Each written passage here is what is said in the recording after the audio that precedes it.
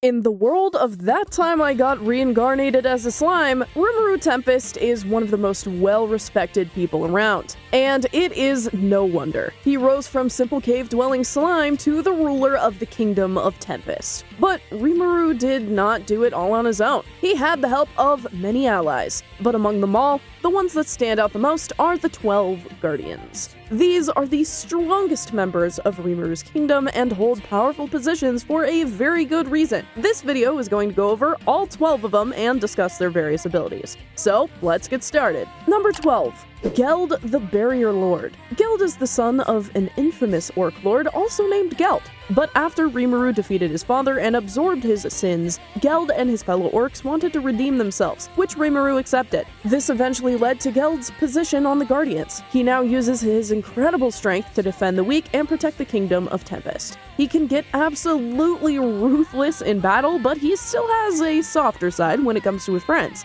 In fact, despite his terrifying appearance, Geld has been shown to have a soft spot for children. Geld is an incredibly useful asset in the Tempest Kingdom, and seeing him atone for his father's sins is an amazing journey. Number 11. Gabiro the Draco Lord. Although Gabiro was introduced as an egotistical fraud and taken down by Gobta of all people, he's grown a lot since then. He's gotten much stronger ever since evolving into a dragon newt and gaining the power of flight. Not only that, but Gabiro has emotionally matured a lot since we first met him. He's an honorable knight instead of a self-centered wannabe. Even his own father was surprised by how much Gabiro changed. Plus, Gabiro has the incredible skill of probability manipulation, which basically makes him extra lucky. Truly, Gabiro has gone through a lot of personal growth and proved himself worthy to be part of the 12 Guardians. Number 10. Ranga the Star-Lord. Ranga is one of Rimuru's first allies, going back to when he first encountered the Goblin Village. Even though he was originally an enemy, Ranga proved himself to be a valuable ally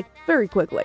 Ranga's most powerful form is the Tempest Star Wolf. Not only does his evolution to the Tempest Star Wolf make him large and strong, but it gives him innate magic abilities such as teleportation and lightning control. We also really like Ranga's friendship and loyalty towards Rimuru. It's no wonder that the two of them are so close. They've been friends for a long time. Number 9. Kumara, the Chimera Lord. When we first met Kumara, she was a simple fox spirit, but after Rimuru rescued her from Clayman, she became part of the Kingdom of Tempest and a friend of Rimuru's. Speaking of Rimuru, she was named 9 times by him since she's a 9-tailed fox. And if you know anything about how naming works, then that means the multiple names gave her an insane boost of power. If you know anything about Japanese folklore, then you know just how strong the legendary 9-tailed fox can be, and trust us, when Kumara's true potential is awakened, she's quite powerful. Not only that, but Kumara is incredibly intelligent as well. The whole being named 9 times thing was part of a trick she pulled on Rimuru, so with her brains and brawn, it's easy to see why Kumara is one of the Guardians.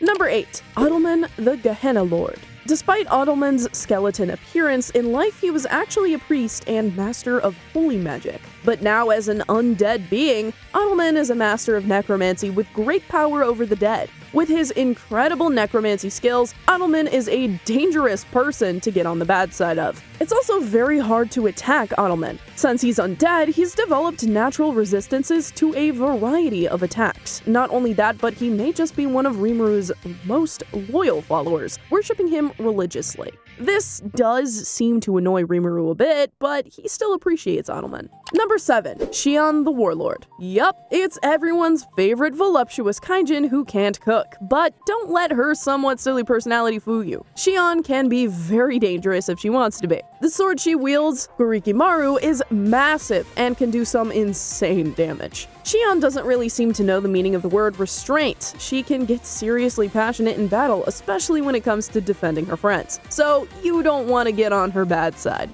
Number 6. Ultima, the Pain Lord. At first glance, Ultima may seem a bit similar to Xion, but on the inside is the cold, calculating mind of a strategist. She hides this behind a facade of simple princess, but those who have seen Ultima's real personality know not to mess with her. Her sadistic personality makes Ultima one of the most dangerous members of the Guardians. Plus, as a demon, Ultima has access to some incredible powers, such as her mastery over poisons. Her powers and keen mind make her quite a dangerous opponent. Number 5.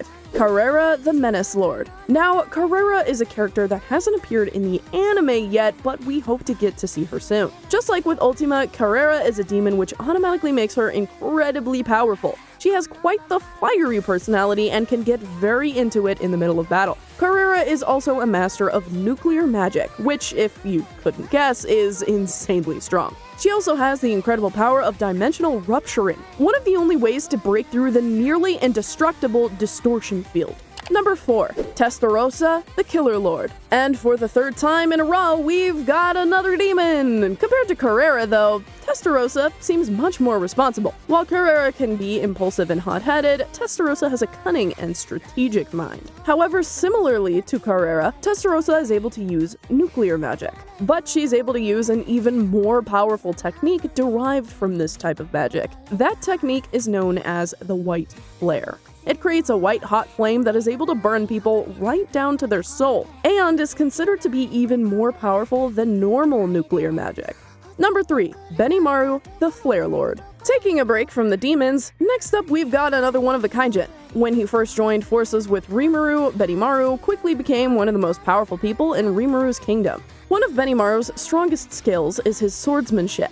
From the very beginning, he was shown to be talented with the blade and a master of the hazy style of sword fighting. As one of Rimuru's generals, Benimaru is surprisingly rational and calculating when it comes to decision-making. But when he takes things to the battlefield, Benimaru is still a hot-headed fighter who is able to easily defeat many enemies. Number 2. Zegion, the Mist Lord. Zegion may have undergone the largest power-up in the whole series, outside of Rimuru himself, of course. But when we first meet Zegion, he appeared to be a completely normal beetle. But later, after befriending Rimuru, Zegion evolved into an Insectar, a race of humanoid insect creatures. The Insectars are incredibly powerful, with exoskeletons partially made of metal and superhuman strength. Not only that, but Zegion is the only Insectar to achieve transformation into a divine insect. And Zegion is one of the few who is still able to use the Veldora-style killing arts, a series of techniques Veldora created while inside of Rimuru. So all of that, combined with Zegion's